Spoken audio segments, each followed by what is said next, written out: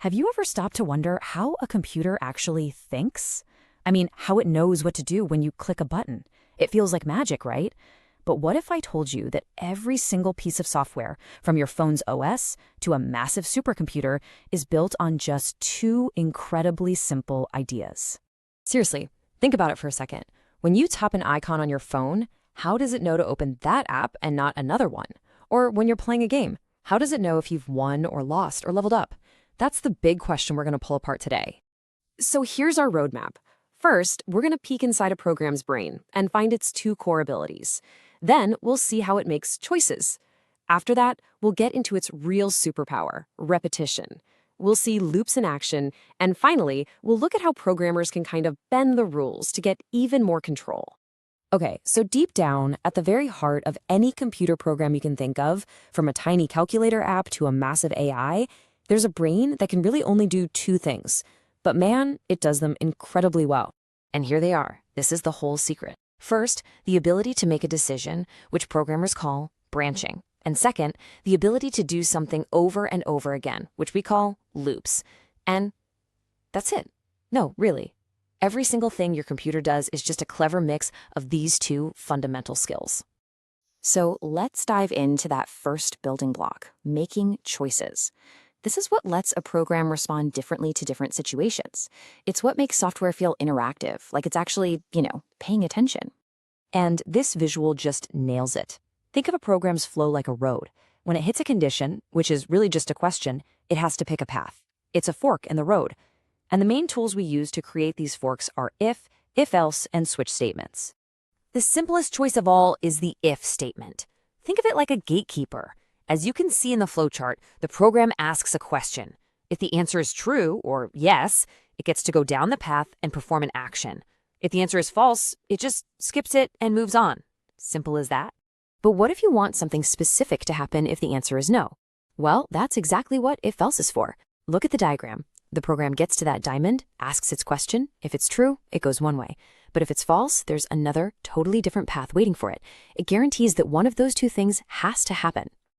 Okay, but what if it's not a simple yes or no? What if you have a whole bunch of different options? That's the perfect job for a switch statement. It's like a sorter. As you can see here, a value comes in, and the switch checks it against a list of possibilities. It finds the exact match and sends it down that one specific path. It's super clean for handling multiple distinct choices. So, the big question is, when do you use which one? Well, a switch is your best friend when you have a list of simple, fixed options, like items in a menu. But if else is the real powerhouse. It can handle more complex questions, like checking if a number is greater than 100, or less than 0, or somewhere in between.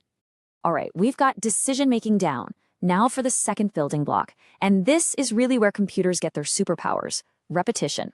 It's what allows them to do a task 1,000 or 1,000,000 or 1,000,000,000 times without getting bored or making a single typo. And just like with decisions, we've got a specialized toolkit for repetition. The big three that you'll see everywhere are while loops, do-while loops, and for loops. They all get the same job done, repeating stuff, but they each do it with their own little twist.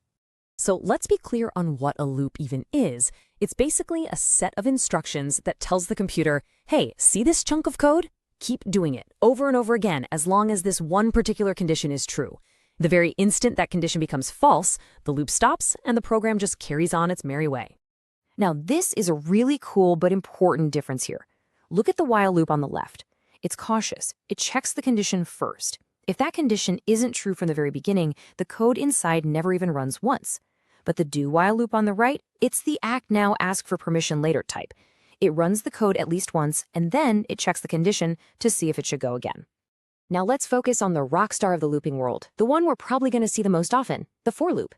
This thing is the absolute best tool for the job when you know exactly how many times you need to repeat something. At first glance, a for loop can look a little intense, but it's actually brilliantly organized. This slide lays it out perfectly. All the important stuff is packed right into that one line.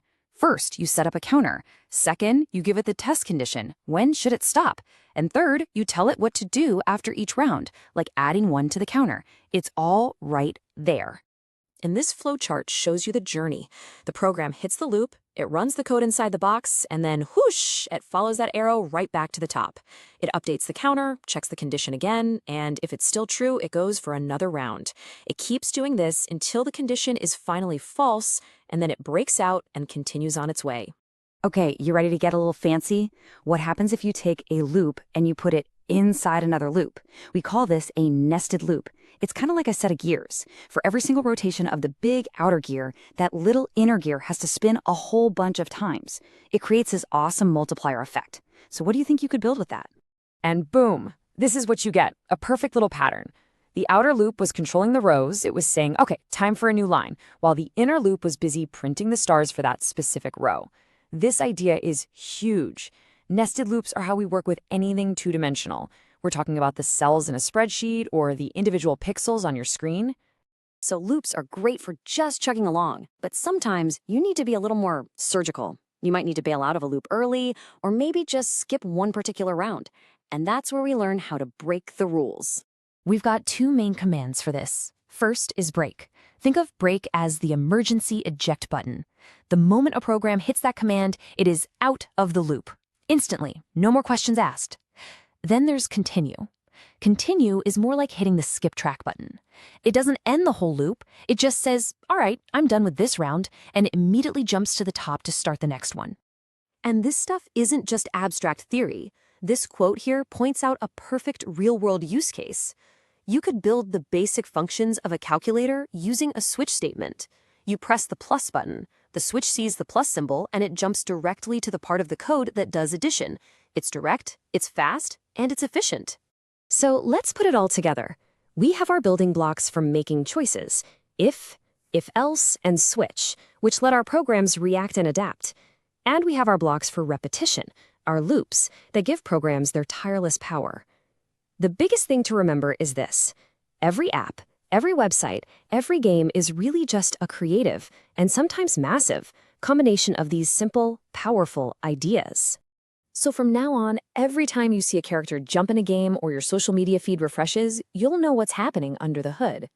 It's just a series of choices and repetitions happening at lightning speed. So now that you've seen the building blocks, what would you build?